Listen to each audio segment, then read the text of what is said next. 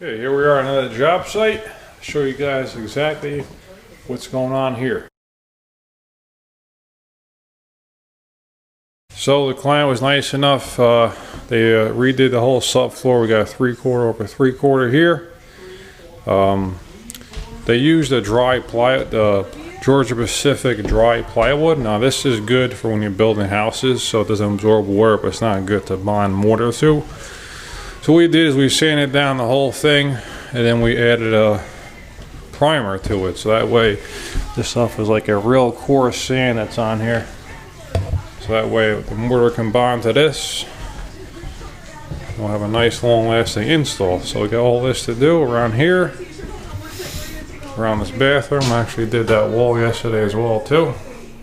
Set the floor first, and then wall tile down to it. That's right. We got 3/4 high board, so we may use a thicker membrane on the floor to get it flush with it.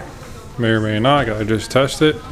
But right now, we're just checking for low spots, which we found one here. So we're gonna fill that, let that dry, fill a few other sections, and then we're gonna put down the membrane. Go from there.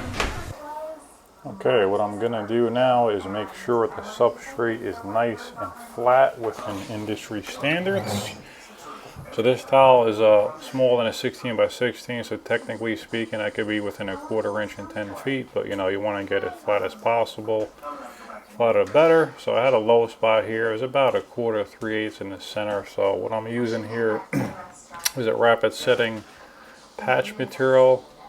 I'm not sure which kind I was using here. Usually I use NXT patch by Laticrete or Bostik Webcrete 95.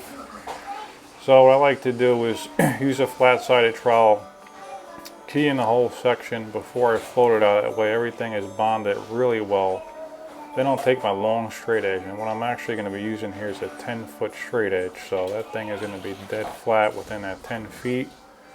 And then once that section dries, I'm going to check one other section, and I believe I floated that too. You'll see here in the part of the video, but.